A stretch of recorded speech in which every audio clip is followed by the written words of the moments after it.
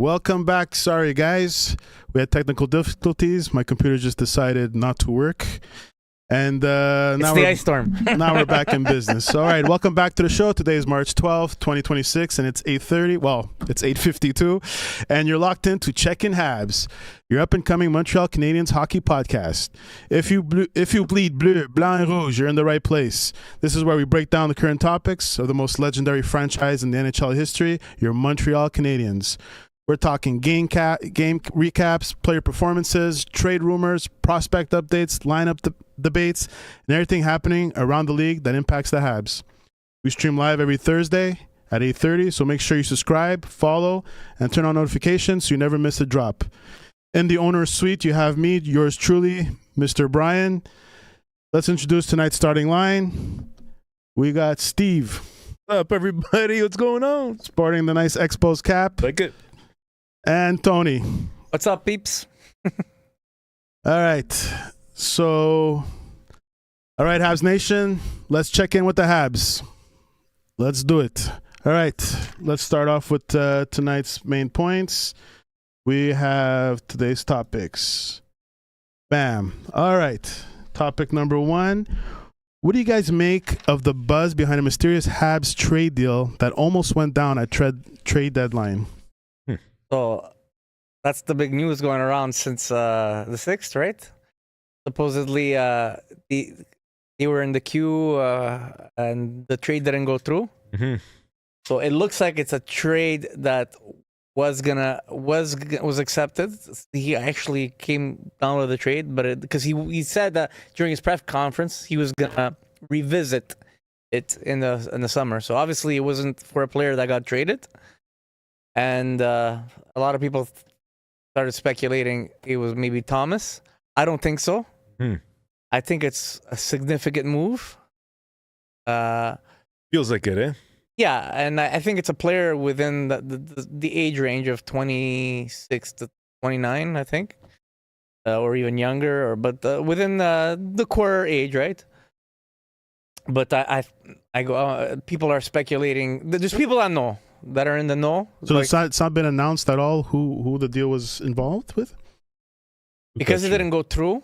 Like, you don't want to, like, I'm pretty sure there's reporters that know from the way I've been listening to people speak on shows and stuff that I've been watching, but they're not gonna say it and speculate if the Canadiens will come out and say it, because, you know, the trade didn't happen, you know. So eventually it's gonna come out, especially if they revisit it in the summer. But you know what? I'm actually glad. It would have been good if it would have been if it was actually a trade that was worth spending, like, the right stuff, like your first rounder of prospect and an active player. If it would have been like, I'm not saying it was going to be McDavid, but I mean, like, a top. It wasn't McDavid. I'm just saying, like, a good player, like a player that would have made a difference, like on a top six, like somebody that would have. I'm happy it didn't happen now. Number one, especially if you're getting a top six player, for them to gel right away. 18 games left into the 20 games left into the playoffs. Asking for much. It's asking for much. So in the summer, you have time for this player to get comfortable and get comfortable with the team, the way they play and everything. On top of that, I'm pretty sure Montreal, hopefully, if it's not a team that doesn't have a different general manager, whoever this player is, will get at a better price, because you always tend to overpay and get screwed in the trade deadline. And I think the smarter moves and the better moves are made in the summer, where you can assess things better, you can make sound decisions, and so I think let's wait. You know. Okay, but let's just say you were to speculate. Just well, who would you think the deal was involved with, or which team or which player? Well, first I thought it was Kadri, but then he got traded, and because you say they want to revisit it, they're not going to revisit a player that got traded. Colorado's keeping him, especially with the retention that Calgary held on his salary. So it's not him. So, and then they said it was a player that would fit the age core. So I automatically thought of Thomas because he was the big name out there. He didn't go anywhere, huh? No, Yeah, didn't go anywhere. I don't see St. Louis trading him. My theory is that St. Louis put him out there to try and get rid of other pieces to show that they were selling, to get enough collateral back so they can do a quick reset. Because I don't think they're going to rebuild totally. They got 3 draft picks in the. They did well. Yeah. They did well on the trade deadline. Because I don't see why, if you're rebuilding a team, he's a good player to build around. The age, he's a centerman, right? So I don't see him moving anymore. That's my opinion. I could be wrong.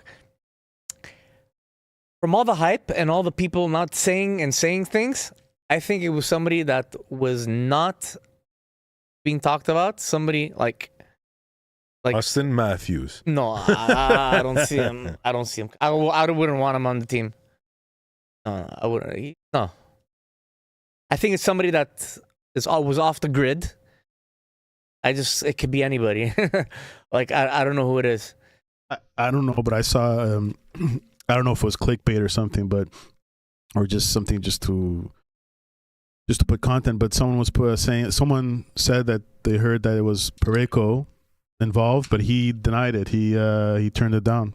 No, that was that was the Parayko was an with option. the Blues, but also in Montreal, he said no. No, but that was when he denied the to go to move the Blues. Not the Blues. Buffalo. Sorry, Buffalo. They were saying Montreal should go for him, but he says no, he wasn't going to go for them. I said that. But this was after that the news broke out, that because around 2:30, 3 o'clock, usually by then, if Montreal trades or not, they already announced, okay, we're done for the day. We're scheduling our press conference. But Hughes hasn't come out, so people were already speculating. This was way past when they were discussing the option of maybe going after Parayko, and he had refused. So there was something else in the works there, and I think whatever was in the works would have determined other moves for Montreal. So this is why they didn't make any other moves, because this was contingent on other moves. So if whatever move they would have made would have actually got the ball rolling to maybe get rid of Laine, I don't know, maybe even Montembeault. I don't know. Well, what about you, Steve? Have any speculation? Have any crazy wild theories? Well, I don't officially can't say to myself that this is one. You didn't hear anything? Any crazy rumors? Oh, man, not really. You didn't. Yeah, definitely the Thomas one was like the strongest one, I'd say. But I was leaning towards Thomas. But with some of the people that look like they're in the know and they don't want to say anything, it looks like it was going to be a freaking significant move, and it looked like somebody that wasn't expected. Yeah, exactly. But also like not just I think there's other teams involved too, possibly. You know, sometimes anything could be possible. Like there was a lot, because Kent has done that in the past too. He's done these crazy 3-way moves too. You know, so it's possible. 3-ways are always good, Steve. Yeah, no, I mean, right? Tony approves. 3-ways.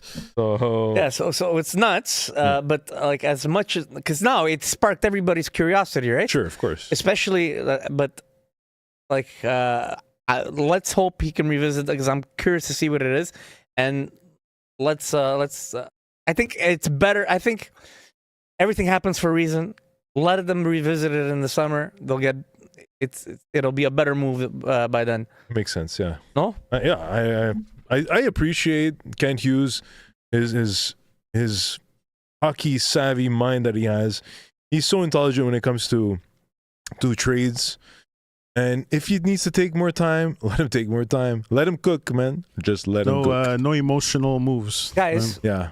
Since the beginning of the rebuild, they've always said they're never gonna divert to the plan as much as they can, unless the deal really makes sense, right? And this is why I was never 100% fully on Thomas, because you're gonna way overpay for all these assets, and you're not even there yet. The window's not open yet. So like, wait till next year. to the summer. Get a deal that will make more sense. You don't have to overpay, and like next year they're gonna be even better. They're gonna be way closer. Maybe even hit that window where you know what, now it's time to make a move, right? So like. They're not like where Detroit was or Buffalo was, where like it's now or never, right? You know what's amazing? I find it so cool. 5 years ago, no, you can't do anything in Montreal. We can't attract any players to Montreal. We couldn't have the taxes. Oh no, the cold. Oh no, the fan base. People are just cherishing nowadays to come here. You know why? And they appreciate it. You know why? Everybody says the culture and the way they're building the team, but the number one thing that's going to interest people to come here is the way he negotiated everybody's contract, and he saved so much money. And in conjunction with the cap going up on this top, big is going to give Montreal, whether a player wants to come here or not, which goes back to the conversation I had last week, it gives Montreal such a good opportunity to have the space to go for to be competitive. Because you need to offer a salary, you need to offer to be competitive to get a player. If you're stuck with a salary and you don't have the players to give, and another team beats you with a better offer, Montreal can be competitive with any team. That's why I was saying last week.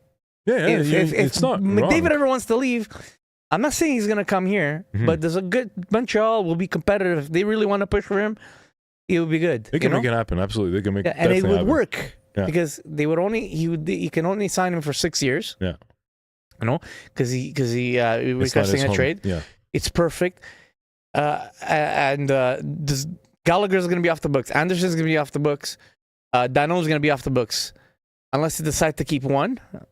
I think it's going to be Anderson, but that's money already. That's back into the salary cap. Sure. And the salary cap going up, plus all the money you saved on all the contracts. And I'm pretty sure he's going to do the same thing with Demidov. No? Yeah, for sure. They'll make a Everybody's going to follow suit now. Yeah. Apart from Suzuki, because the contract was given by the Bergevin, Caulfield, Hudson, Slavkovsky, Madison. Who else took a deal? Everybody took a cut. Sure. So that's a good reason for people to say, oh man, this was a great market to go with, and plus all the positive things that you hear coming out of the NHL. Because isn't it crazy looking at all the games we go and play? Let's say in Ottawa and Toronto, wherever you go nowadays, in Winnipeg, the fan base is huge for the Montreal Canadiens. It's always been like that. Yeah, I know, but it's always been it's got to the next level right now. Kind of thing? Yeah, because they're winning again. Yeah, and yesterday there was a wave in Ottawa. In Ottawa, it's hilarious. Yeah. But it's such a great opportunity for Montreal right now, and it's moving towards that right direction. I think that hey man, Connor, come on down, man. It's all good, bro. Don't worry about it. That would be great. Perfect centerman. Yeah, crazy, of course, man. Yeah, but they would give up a lot. Sure. That clip is coming out tomorrow. It is? I just want to make, before we move on, are we done with this? No, I was going to ask you, do you have another comment before we move on? Yeah, I want to make one more point. This trade deadline, I think the last even one is I think it's the first time usually Montreal wasn't that good, so you'd be disappointed if they didn't do a big acquisition during the trade dedeadline. It wasn't a big splash, right? We're like, oh, what's his GM doing? He's not doing anything for this team. He's not making. But now we're happy. He didn't do anything. He didn't do anything stupid. We're actually happy now. I still think he should have done a little something small, maybe to help out the defense a bit. Yes, but I think the reason he didn't do it, I think they were so concentrated on this that they didn't have everything else got put off to the side. Well, there was no big splashes in general. What was a lot of moves were done before the trade deadline. This has been a constant theme the last few years, which is putting a big damper on the trade deadline day. But Colorado did well. They picked up Nazem Kadri. Mm-hmm. They were big winners. And there was Shen too. Yeah, St. Louis. St. Louis were big winners, even though they were sellers. I think they were one of the biggest winners. Mm-hmm. 3 first-round draft picks. That's phenomenal. Buffalo, I guess, were winners. Yeah, they did well. Sure. But But I'm not that big of a fan of Shen. But if they're going for the push, but I don't see them winning the cup. I don't. No. Listen, these guys are pushing, and they're still not on the level of Tampa. Come the playoffs, man, it's a different game. We'll see. I could be wrong. I'm not taking any away from them what they've been doing since the Christmas break has been phenomenal. So, but you're right, Bri. People weren't as disappointed as you thought they were. He didn't make a big splash. Yeah. All right, so we go. Let's move on. Mm-hmm. All right, so next topic. How do you gentlemen assess Montreal's performance against the latest game with the Montreal Toronto Maple Leafs? How did you guys feel about that game? Did I say Montreal Toronto? Yeah, Montreal Toronto Maple Leafs. It's okay. So obviously, let me do that again because I'm going to edit that part. How would you gentlemen assess Montreal's performance against the Toronto Maple Leafs game? So going into this week was a big. I think it was a big week because they just came back from their Western road trip against California teams. And before we move on, what do you guys feel about the West? The road trip, they performed okay. It was decent. Usually they get killed. It was a bit of a disaster. Yeah, not a disaster. It was just they're lucky they came out with the points that they came out with because the Los Angeles game, they played bad. They played the best game out of the 3 games. The Anaheim game, both fucking goalies were shit. Okay, Dostal was horrible, and Montembeault I think played the worst game of the year. Okay, really disappointing. Which is why the decision came. Why we're going to talk about the later topics for last night's game, but he was horrible. And the San Jose game, you can't be scoring 5-6 goals a game like they did against San Jose and Anaheim and expect to win when you're giving up 5-6 goals at the same time. It's horrible. Yes, understandably, but at the same time, they did come back so many times. You know, like that's the positive. They never give up. You know what I mean? This is what's nice about the team right now is at least that they're regrouping. You know, okay, let's try and find a way to make this happen. Of course, but you can't rely on every time you get into a hole to rely on getting back to them because you're a high scoring team. Eventually, it's going to bite you in the ass, and it did against the San Jose game. And did you see the last 2 games? And we're going to get to it because we're going to talk about the Toronto game now. That was the first test. Everybody thought, okay, Montreal was going to beat Toronto 6-1, 7-1. What did end up happening? 3-1. It was a tight game. It went down to the wire.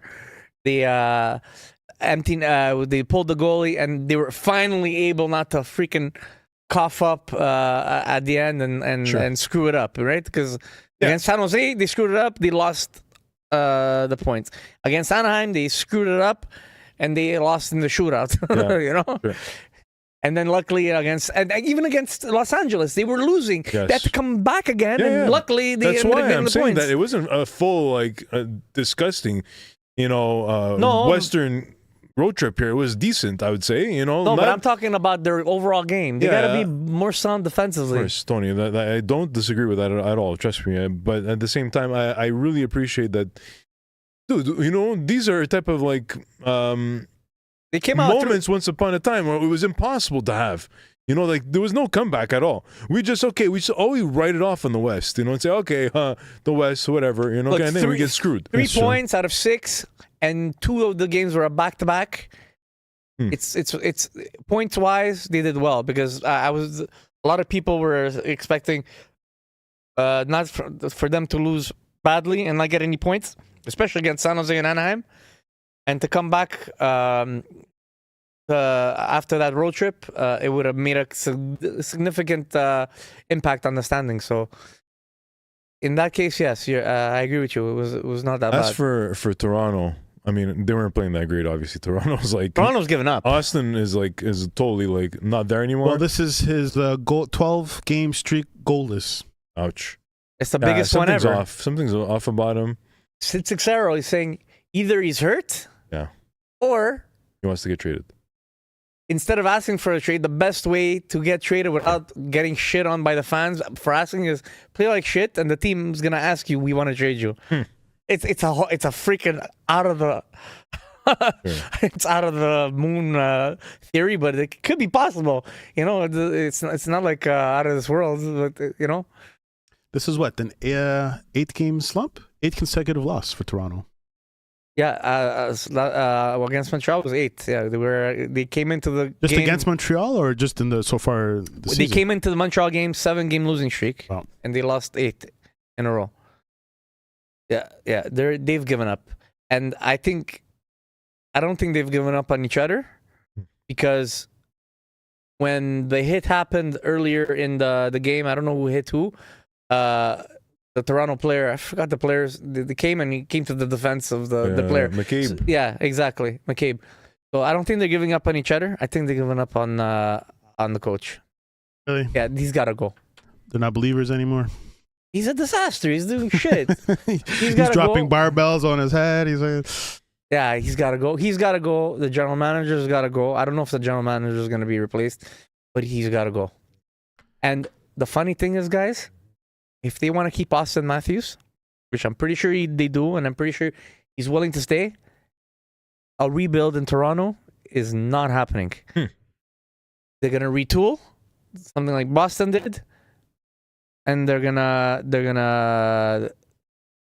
going to stay. If not, he's asking out. Yeah, I was gonna wait another 5 years. Not that. Psh, For him, logistically, he would rather go play somewhere in the States, of like course. yeah, of course.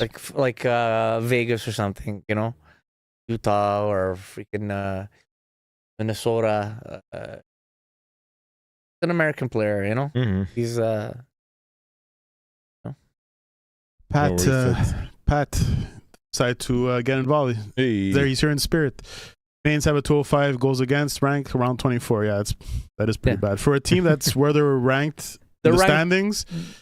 They're ranked very low. for goals for. They're ranked the top of the league. I Yeah. think now they moved from 3rd to 1st, 2nd to 1st, and they're the bottom of the league in goals against. That doesn't make sense. You know, they're the only team in the playoffs ranked that's in the playoff position that's goals against. Every other team is not making the playoffs, so it doesn't make sense. They have to fix that problem. Well, thank God they can score, man. Thank God they can score, Guys, and make up the just by deficit. moving keeping Hudson on the left, and not having Gouli play the right as well. The thing is, we don't have any right-handed defensemen, so these guys are playing their off wings. Now it's less of an issue with Hudson, but with Matheson and Gouli, when these guys play on the opposite side, man, you see the difference. So like and the issue is Struble and Jackeye, they don't trust him. So the only good thing they have now is Reinbacher's. He, for some reason, all of a sudden, he got a surge. So Yes. hopefully, The moment that he's, I explained that He probably heard you on the podcast. Yeah, exactly. yeah. That's it. So the last couple. So maybe I put some fucking fire maybe up his ass. eh? maybe they'll bring him in towards the end of the season, Can you and imagine? who knows? You know, I'm not saying he's going to do an impact, but he might stabilize, because playing in your right seat on the team makes a big difference on the success of the team. You know, if you're playing on a position where you're not used to, if you're a third line player and you're playing on the first line, you don't feel comfortable, right? So it's going to affect, you know? So, but the Habs played well. They played a solid game against the Leafs, I think, right? Yeah. Right? The Dobesh, they started Dobesh. Mm-hmm. He played fantastic. Yeah, he did. And I really thought he was going to play again last night, which he didn't. We'll get to it. But That was a back-to-back, so, well, everybody was saying put Dobish again if he doesn't face a lot of shots, right? He only faced 18. Because Montreal, every back-to-back, they would switch goalies. So they go... Fowler was in Laval. He had just come off of being sick. We should be talking Fowler instead of, like, the Sens recap right now. Well, we're going to talk. Well, it involves that. Yeah, because we have Habs and Sens recap, but you have to talk about Fowler because that's the Sens recap, pretty much. Well, All right, one topic at a time. That's what I'm saying. Let's stay right. well, the Sens. Let's go to the Sens. Well, before, because you mentioned Lane Hudson, Yeah, I just have find my mouse. I just want to show you guys a little thing. I saw a little post.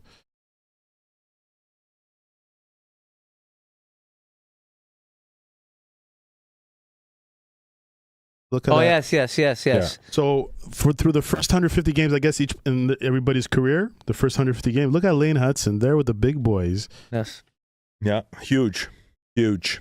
He's even than Quinn Hughes. Yeah. Brian Leach, Kill He's McCarr. currently a plus 29 right now. It's super.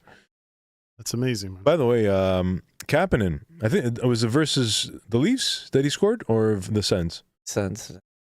Yeah, he scored the first goal. Well, that's it. Now he hit that 20 goal mark, and he has actually he hit his bonus. He hit the bonus, and he's the most goals as a rookie right now. Most goals, but not points. The most Not goals. the most. Okay. Yeah, Schaefer still. I think it's Schaefer or Demidov. No, it's Senek. Senek? Oh, Yeah. shit. I think yesterday was Demidov, or is Demidov has the most goals. You mind bring it up, right? I think yesterday with the I checked today. It was Senek. Rookie. Cool.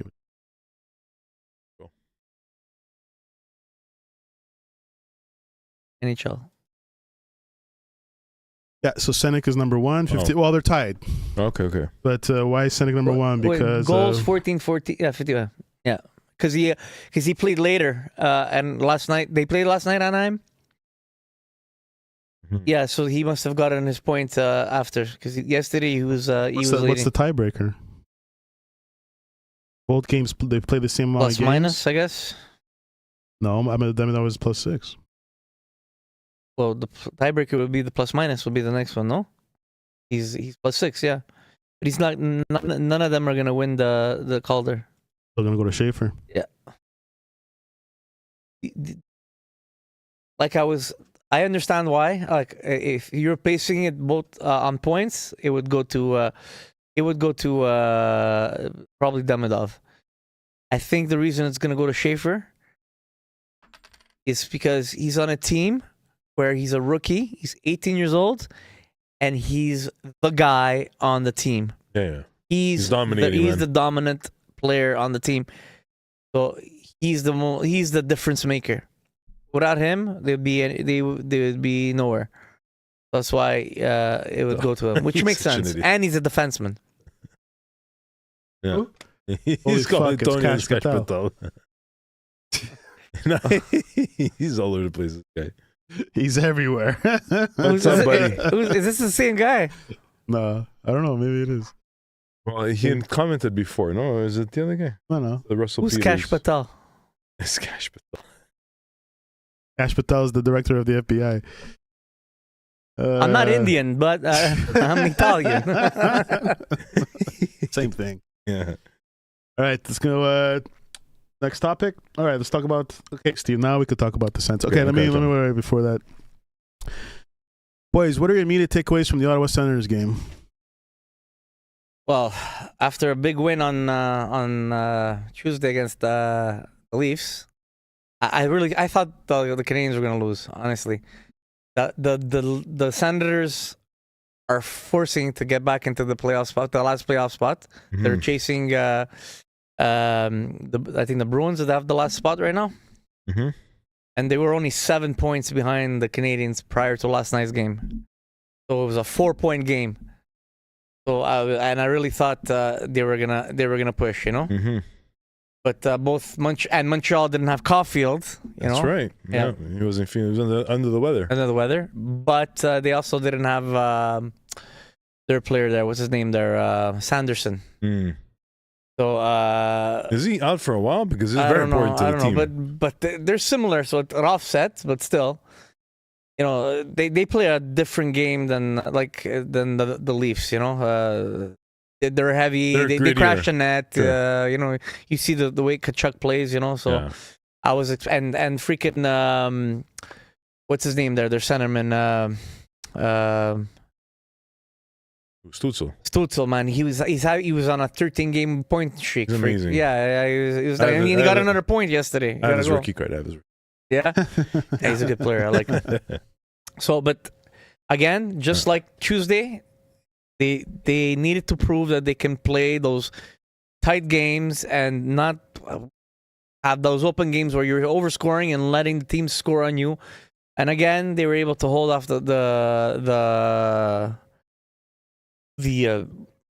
Senators. But the big story, was the call up, because I really thought they were gonna put Dobesh back in, because for the first time, because every back-to-back they don't play the goalie again. They put in the other goalie, and there was no way I was seeing Montembeault going nets after that performance in Anaheim.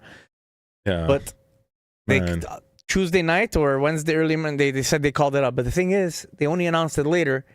They had this in the plans for a while, as of Monday, late Sunday, Monday. They just didn't say anything, so they knew after. From out west. What a mess. As soon as they came back from that Saturday game, that Sunday game. Friday night he played, right? They played Friday. Yeah. No, they played Thursday. Because then they played Saturday and Sunday. Remember? Or Friday, Saturday. It was Thursday, Friday, I think. No, they played. So it was Friday, Saturday. Friday, Saturday. They played and Monty played Friday, and then Saturday they played against Dobesh played versus the Kings. The Kings, exactly. Yeah. So I think right after they came back from that Saturday game, Monday morning, and they called Monday. Listen, we need you back up. We're calling you back up, right?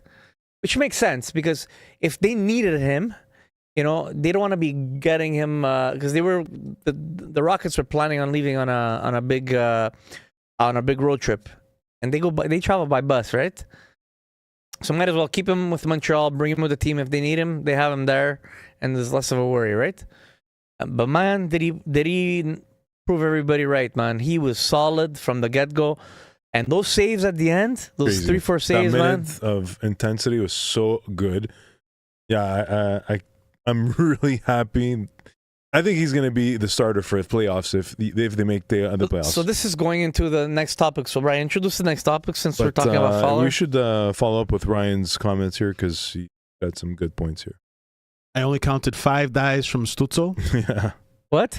5 dives from Stutzel. Stutzel is a little bit. He's insinuating he's a diver. You counted 5 dives. I didn't even notice that. Does Monty get another start in the next 2 weeks? No. Wow. No? The next 2 weeks he's not playing. He's not showing his. He's not lacing up. If they're gonna ride these 2 goalies now, they have no choice. They gotta maintain. They have 18 games left. They gotta maintain. Monty's been getting chance after chance after, even when he was playing bad, right? So I think they're gonna give him another chance, but maybe if they clinch the playoffs, unless there's an injury or something, or he might get it, but. They can't. They have to ride. They didn't bring up Fowler to send him back down again. They have 5 moves that they can make between now and the end of the season, after the trade deadline, if they need to call up somebody.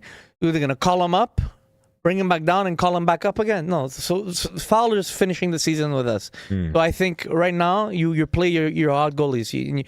Right now it's Dobesh and Fowler. And you know what?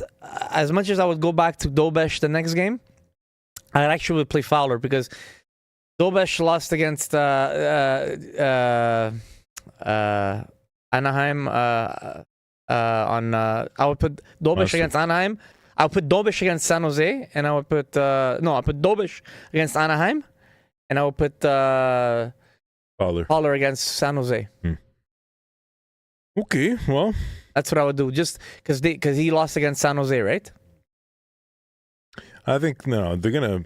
I have a feeling they're gonna want to play Monty personally, just to give him a little bump again, opportunity. I don't know about Roy. Maybe in 2 weeks, maybe like you're saying. So Ryan says, I think that's a big part of why they didn't make a move. Make moves at the deadline. In regards to a goalie, I don't think they were gonna trade for a goalie, because I think they were going to ride with Montembeault and Dobesh. And if anything, why would you bring up a goalie when you have Fowler in the brinks? Ride with Fowler and use him, which is exactly what they did. So what did he say? They have so much depth. That's why they have Line A. Yeah, they want to get rid of him, but that's another thing. Yeah, that's why they have Line. They're not even playing him. They do have depth. Thanks, Ryan, for asking questions and interacting with us. Did we do Fowler? Yeah, we're in the middle of it. We're still talking about. We're still talking about Fowler. Okay, I just want to take a little break, guys. Don't forget to hit that like button if you're enjoying the show, and subscribe so you never miss another episode. We're here every Thursday at 8:30, and we're here live with you. All right, so I have a question. Go ahead. So let's say they do what I say they do, and they continue riding Fowler and Dobesh. Playoff comes. Who's the starting goaltender? So, could you repeat that question? So let's say they continue to ride Dobesh and Fowler, like I just said they did. Come the playoffs, who do you start? It's Fowler for me. This guy has the eye of the tiger, man. He's a go-getter. He's got the same, what's the word, like, charisma and like presence, like that calm as Price. Price, he's just like, that same. You said it, the calmness. You look at that first save yesterday against the Senators, that first shot on goal, and then he just slowly got up. Like, it projects composure, and it tells your team, okay, we don't have to be nervous around you because we're worried a goal's gonna go in. You've got it, so it puts your defenseman at ease, and calms the situation down. That's what Price used to do, Yeah. Montembeault, man, he was in the net, and the ball, the puck would go the other way. It was scary. Like every time they would shoot the puck, you would think it would go in. Like Brian Wild, I was listening to him the other day, and he brought up some stats because he's very analytic. He's got the worst percentage in the league for goalies with low Saves against what? Shots that are low scoring chance shots, like shots that are easy to save. Attempts. Low scoring attempt shots. He's got the worst. He lets these in, like these floppers or these long shots. Yeah. He's the worst at it. He's got the worst fake percentage on it. It's bad. Low danger shots. The worst. Not good. And he's been getting chance after chance because By the way, I think he already has, with those 11 games that he's played, Fowler, he has the highest save percentage already. Ryan's right. Yeah. Yeah, I agree, Ryan. He's a friendly winner. I see him, his style, his calmness more like Price, but I think they're relating him to Dryden and Raw in regards to the way he's coming into the team now again during the call-up. Like it's towards the end of the season, he's going into the playoffs. So if they ride him and he becomes the starter for the playoffs, he's probably going to do what Dryden and Raw did and win a cup. Dryden won a cup and the Conn Smythe before he won Rookie of the Year, right? Crazy, huh? And and Roy too.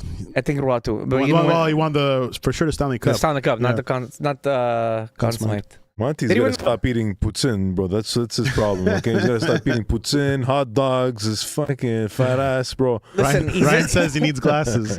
He's not as bad as the season projects, but he's not as good as everybody thought he is. So he's in between. And I think this season got into his head, especially with the fact that the playoffs. He's in his own head. That's what the problem is. So like it is what it is. Like I can't give him any more chances at this point in the season. His time is gonna come when the time comes. For me, I think his next start is gonna be once Montreal knows they've clinched. Pat says Monty lost his speed and drive. Ryan says lost the confidence. Yeah, I agree. He lost confidence. His confidence is shot for sure. That's it. Anybody else? Any notes for Fowler? The only downside of this is you're riding 3 goalies again, which is not an ideal situation, but we have no choice now. Like, it sucks that we have to have 3 goalies, right? Mm-hmm. It's not good. But the thing is, we're not going to be riding the third goalie, so it's not. He's going to be sitting, So at least that's for sure. Montreal's save percentage right now is like all 3 goalies is .883. That's not good. Terrible. That's terrible. Yeah. If we only had a 900, we'd already be like, even much better in the standings even too, I mean, like, we're doing good, but I mean, at the same time, that helps, Yeah, that definitely reflects what Pat said. We're in 24th place for goals against. Guys, like that Anaheim game and those other games like in November, those are the 2 to 6 points that we could have gotten. It would have catapulted us into first place. Understand? It makes a difference. We're so close, and we have games in hand. Did we pick him up on waivers, Tom? Yes. We did him. In Florida, yeah. Wow. Yeah, we picked them up on waivers. Listen, it was less of an issue when they were rebuilding, but Montreal, first, nobody expected Montreal to do what they did this year so fast. So they're ahead of schedule. So his play, so there's so much more pressure on him. So his play is a lot more critical now than when it was when they first picked him up. And we were okay with the mistakes, right? Because we didn't mind being at the bottom of the league, right? So, and when he had those games, okay, he's learning. He's gonna learn as the team gets better. He's gonna get better. But as the team is got better, he's having issues, right? Plus, the 1-2 tandem with Dobesh and Fowler is perfect. You have 2 younger goalies, and the salary cap is different. It's not like before where you had to have a veteran goalie to mentor your junior guy and make sure that he gets his experience. Now you have goalie coaches with the team 24/7. Now, it wasn't like that before. Who gives a shit about having a veteran goalie? Most teams now, they go with 2 goalie system anyways. So your veteran guy is your goalie coach. You don't need there's still teams that if you have a veteran goalie, it's always good. But if you don't, it's not a big thing like it was in the past. Well, can we still roll these 3 goalies for a while, or are we just we're gonna hold 3 goalies, but they're not gonna roll 3 goalies rotation like they did when they brought him up the first time. No freaking way. They can't do that. No. They can't afford to do that. And you can't, obviously, because you want to keep these 2 players hot, right? So your 2 players, you want to have them play. Especially the playoffs are coming. Yeah, because if you start rotating these players, they're gonna go a week and a half when one of them is not playing. It's not right. Too bad, Monty. You're sitting. I just want to hit the chat again. Yes, Benoit's I back. agree, brother. That's a perfect. Whoa! Let's go back a bit. Benoit, welcome back, Benoit. Benoit was here last week. Last week. Fella can help the forecheck, handles well the puck, third defenseman. Ryan says, thank Martin Louis for this rebuild, as well as the front office, for sure. Yes. Fowler was a beast with the puck last night. Looked like freaking Brodeur or Turco. That's a great comparison. Martin Brodeur. That's the perfect comparison to Fowler. Martin yes. That's quite the Not Roy, the not Price, not Dryden, Brodeur. Yes. Yeah, he's good. That's the most closest similarity is Brodeur. Yes. Very, very good, Ryan. I agree with you 100% on that. He's got that confidence that Brodeur has too, right? And composure. Yeah, and he's very good with the puck, man. You guys have all fallen in love after one game, huh? No, we loved him on the Fowler train. No, ever since they drafted him, I've been following him when he was playing for Boston College. He struggled a bit during the season when he played too. That's why they sent him down, no? No, he had 3 goalies. Couldn't keep him there. He played well. He had the best. When they had all 3 goalies, he had the best percentages out of all 3. Yeah. Yeah. You have your 2 goalies. You ride your 2 goalies. They gave them another chance. It didn't work, and now that's why he's back. He's the future, man. You gotta ride him. Anyways, I think we're done with the Fowler thing. Pat says Jesus to compare him to Brodeur. Thanks, dude. All right, we move on from Fowler. Well, Pat, Marinaro was comparing him to Roy. what's his name? Maguire. Maguire was comparing him to Dryden. I said he's more like a Price because of the way he's composed and calm. But if you look at the way all those goalies and you put Brodeur in it, he's closest to the way Brodeur plays than any other of those goalies. And this guy is he's no joke, man. Yeah, man. I think, you know what, the closest comparison is Sidney Sweeney. Okay, that's what father looks like. That baby.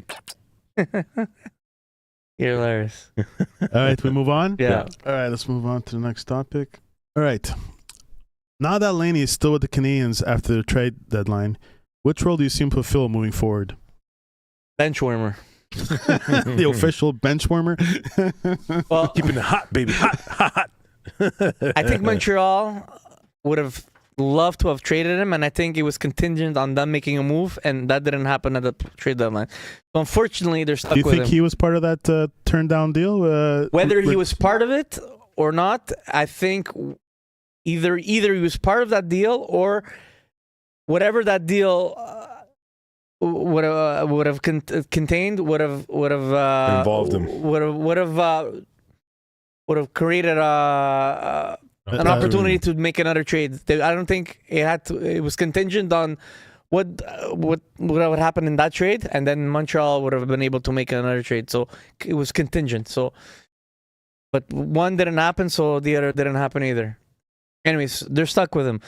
So if somebody gets hurt, and there's rotations, but like you can't put him in. He can't play 5-on-5. I'm sorry. So you're gonna bring him in to sit on the bench and just play on the power So you don't play? think they're going to use him? Well, I said earlier maybe use him the last couple of games so people rest, stuff like that. But you don't Yes, think that's the only logical thing that makes sense. you don't think in the playoffs he's going to, unless someone gets hurt or something. But besides that, you don't think he's going to be a piece in an important piece in the playoffs?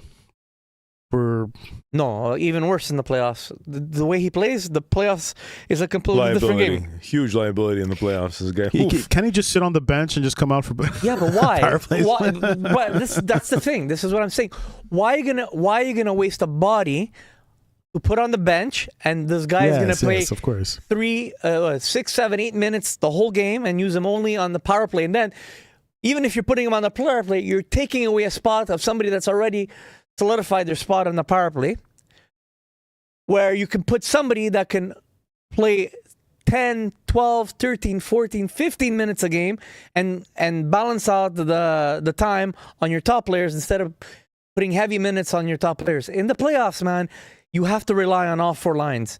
So if you put all your time on your heavy players, by game 5, game 6, game 7, your players are going to be destroyed, especially if they're playing a team like last year they played Washington. They're going to get killed, man. So you need your all 4 lines to be rolling.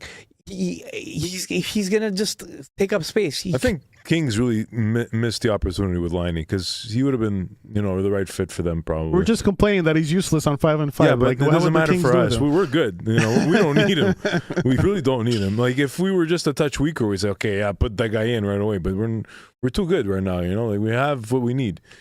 I mean, we could improve, of course. Don't get me wrong, but he's not the guy to improve it. That's for sure. Back. They took a chance on him, thinking by the time his contract ends, they'll be ready to start competing. But Montreal, they're ahead of schedule, and right now there's players that evolved faster than we thought. And who would you rather have on the lineup right now, Laine or Kapanen? Oh my gosh, that's not even. Kapanen. Yeah. Kapanen's a beast, man. Amazing. He's a nice surprise. Yeah. Like look at Newhook. He came into the team and with his speed that already helped the transition because he creates more speed. Montreal needs to play with speed because they're not a heavy team, right? No. So you maintain that because that's the only way you're gonna get success because they're not built for the playoffs, man. Don't expect them to go far. I forget who was talking in an interview saying, what they do during the practices.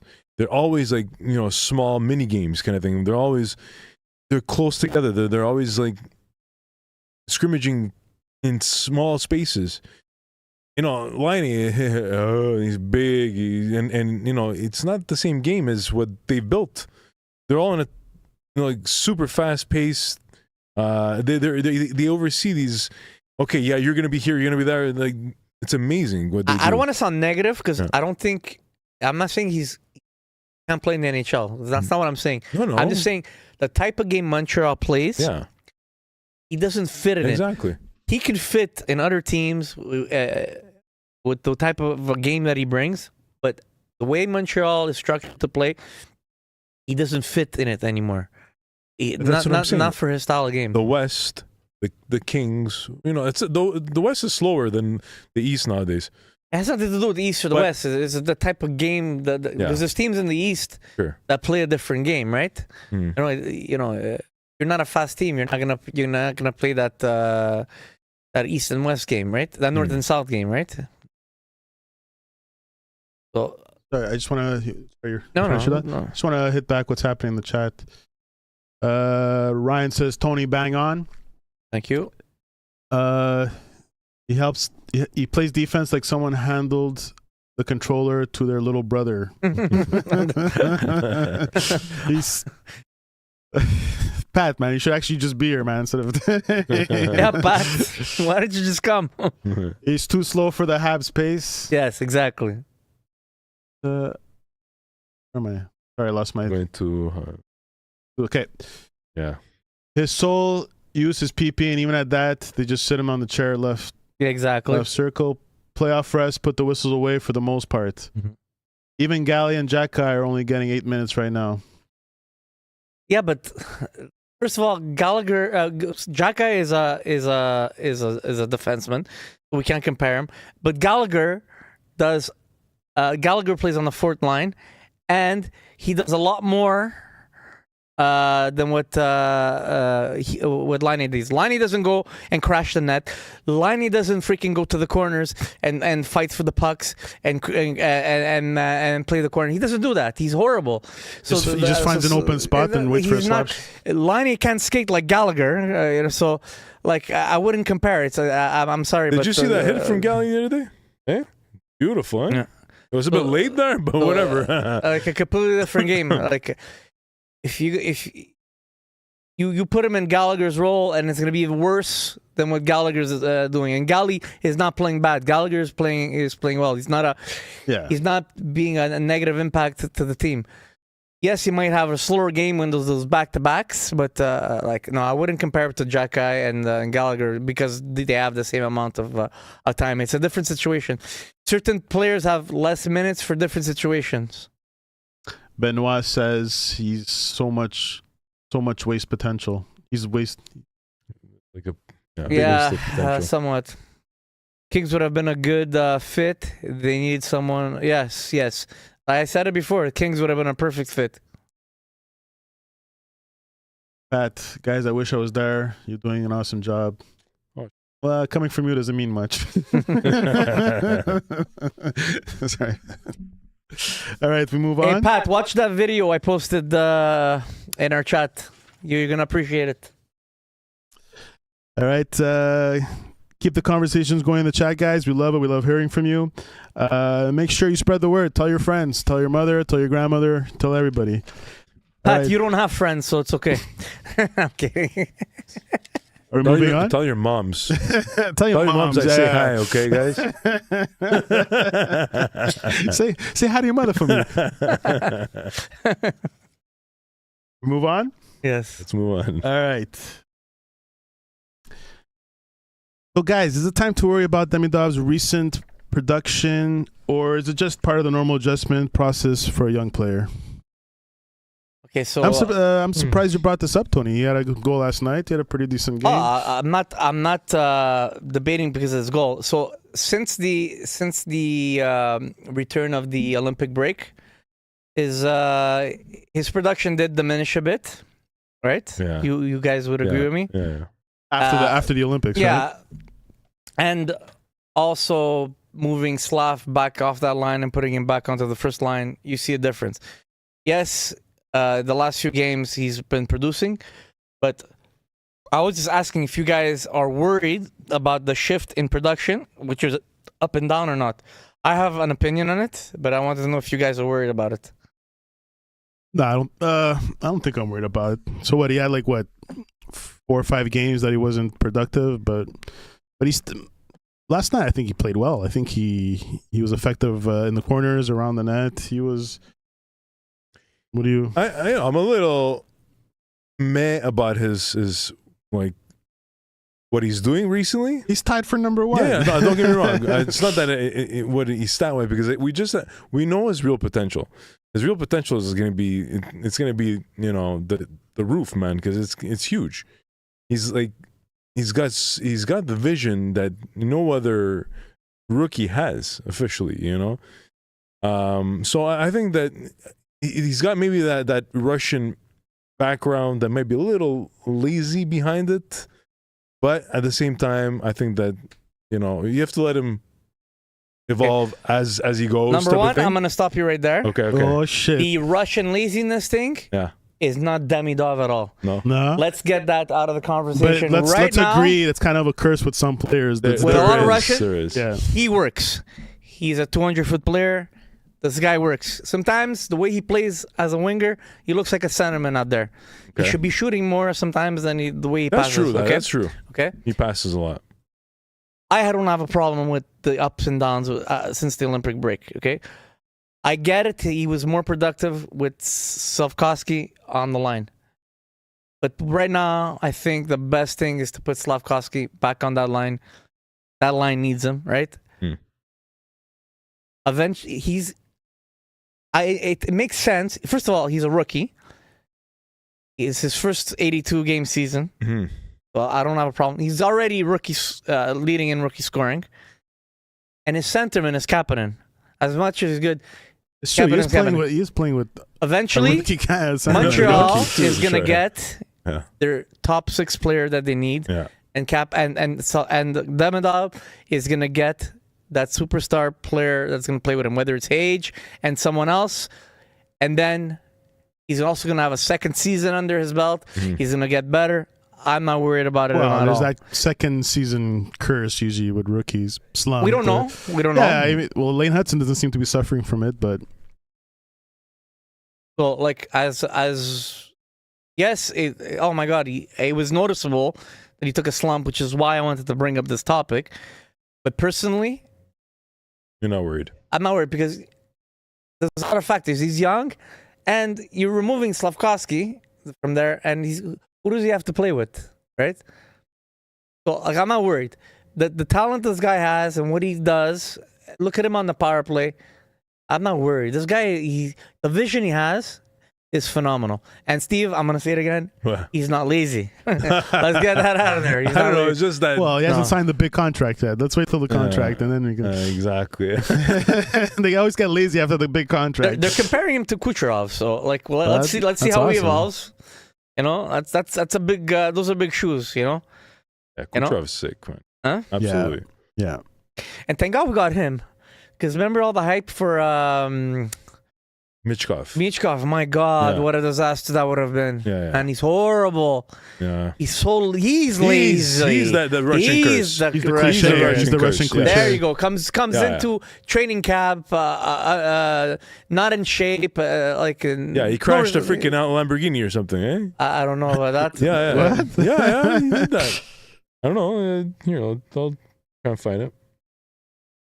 No, he's gonna sign a Kaprizov deal. No, I don't know.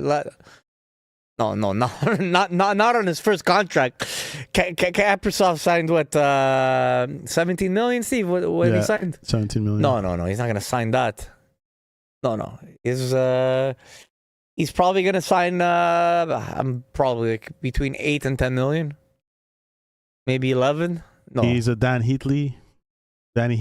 No, completely different player. Danny Heatley was a power forward. He was Danny Heatley. He's more of a Kucherov, not Kiprusoff, a Kucherov type player, not Kiprusoff. Kucherov. He plays very much like Kucherov. The vision of the game. Yeah, he's a passer. He's a passer, but he can score. Yeah. Yes, Kucherov. Yeah. So Michkov, want to hear what happened to this guy? Yes, let's hear it. What happened? So Philadelphia Flyers forward Mitch Michkov was involved in a single car accident in Dubai while on vacation in May of 2025. In During what? the Olympic? Oh, May of May of 2025. but was confirmed uninjured. He was the passenger, though, in the car driven by a friend. He was unharmed, and reports indicated the driver was sober. Car rental issues. The rented vehicle was registered in Michkov's name. Following the accident, the rental company alleged held his passport and that his friend demanding roughly $100,000 to avoid exposing the incident to the media. Ryan just made a comment. Yeah, I misunderstood that, Ryan. Yes, I agree with you 100%. Because he was when he made a comment, Danny Heatley. Yes, because Danny Heatley got into an accident with a Ferrari. Yeah, sorry, rough. I misunderstood, Ryan. You're absolutely right. Danny Heatley. That was sad for Danny. That changed his life career forever. Did he lose a friend or something? Yeah. He lost a friend. Yeah. Okay. He was a hockey player. Yeah, his teammate. Yeah. He was playing with the Senators at the time, right? Yeah. Oh my god. Then he went to Atlanta. That sucked, yeah. And he wasn't, the family didn't hold him responsible. Whatever. Was he driving? I don't remember the story. Was he driving? No, he wasn't driving. Or was he driving? I think he was driving. Good thing Michkov is not in Dubai now. Yeah. But you know, when you go to a place like Dubai or in the middle, you don't mess around. that's in the country you don't mess around. Cause, why? I don't know.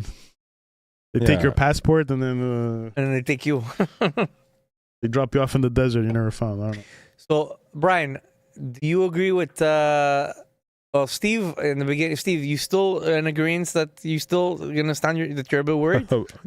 I mean, I'm not that worried. Honestly, I'm not that worried. I'm just trying to push back a little bit here, you know. But no, deep down, I'm very content with his, especially like the last few games. Versus the Sens, he played very good, you know. No, but overall, no. The fact that he took a slump. Want more. I would want him to be the number one freaking rookie of this year. But he is the number one rookie of the year. No, I mean I want him to get the Calder. You know, I really do. But if that's not gonna happen, then that's okay. You know, c'est la vie. Okay, it's gonna be a Canadian player. Yeah, that's good.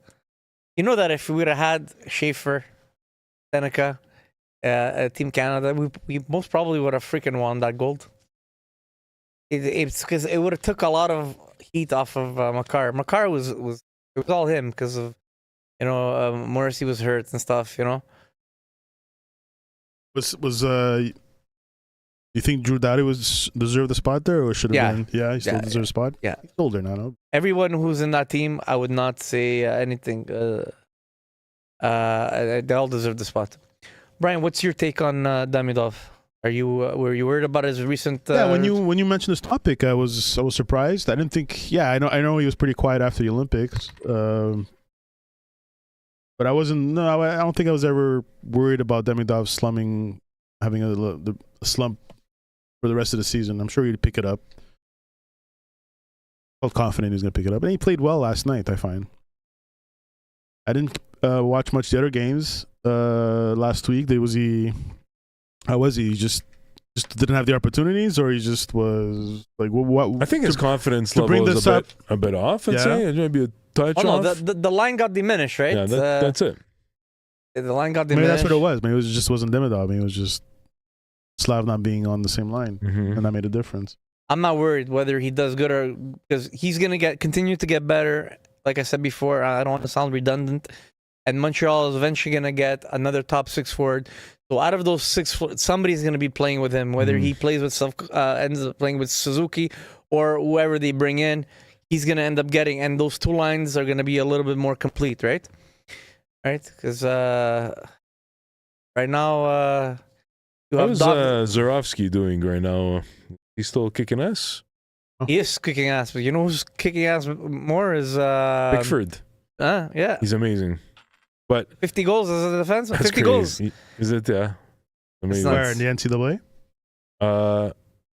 No. I think it's the Eastern Hockey League? The WHL? Something like that. Yeah. OHL? Yeah. Ryan says we still have 2 games against Schaefer. Yes. 2 more games against the Islanders. Yes. So we all agree that Demidov's in a good place. We haven't lost any confidence with him. We're all good. He's a kid, man. He's 18, 19 years old. He's a kid. Yeah, I'm not worried about him. WHL. Yes. Thanks, Benoit. I just have a little clip here. We mentioned it before, like how the playoff format. Well, the wild card. Well, this year the standings are really close, right? So you lose a few games, you're like out of the playoffs, right? I found this little clip. It's pretty funny.